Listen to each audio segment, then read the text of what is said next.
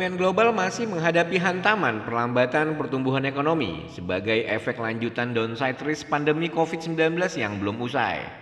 Proyeksi pertumbuhan ekonomi global yang disajikan sejumlah lembaga internasional memperlihatkan tahun 2022 akan berada pada rentang 2,8% sampai 3,2%. Namun proyeksi progresif tersebut harus terpangkas tajam untuk tahun 2023 hanya menjadi 2,2% sampai 2,7%.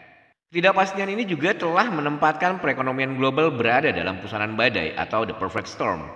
Sehingga Airlangga Hartarto mengatakan hal tersebut dapat mengakibatkan munculnya ancaman resesi global pada tahun 2023. Bagi Airlangga, pandemi COVID-19 menunjukkan kepada kita bahwa global solidarity bukan hanya jargon. Tidak ada yang benar-benar aman sampai seluruh dunia aman. Sinyal pelemahan ekonomi global tercermin dari kembali melambatnya Purchasing Manager Index global di level kontraksi 48,8 pada bulan November 2022 lalu.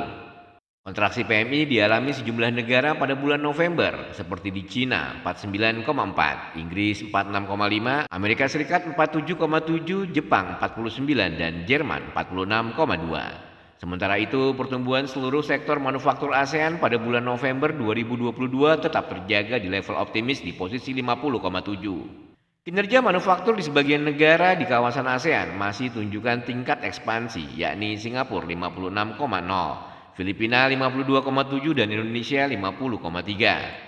Selain itu, negara yang telah berada pada level kontraksi yakni Malaysia 47,9, Vietnam 47,4 dan juga Myanmar 44,6.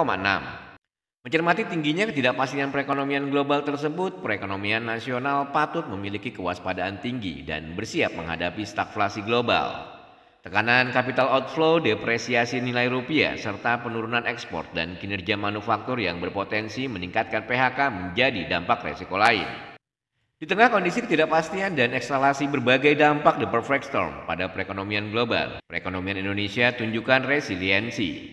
Resiliensi itu ditunjukkan dengan capaian impresif di berbagai leading indikator pada sektor ekonomi dan perindustrian.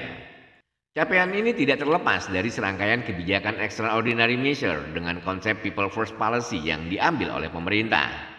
Pemerintah yang dikomandoi oleh Airlangga Hartarto telah keluarkan kebijakan dalam program penanganan COVID-19 dan pemulihan ekonomi nasional selama ini. Negara-negara besar sudah melihat bahwa ekonomi terbesar di dunia ini yang masih positif atau istilah dari Kristalina, the bright spot in the dark adalah Indonesia dan ASEAN. Jadi menurut Airlangga Hartarto, citra tersebut bisa menjadi peluang bagi Indonesia untuk berada di dalam panggung dunia.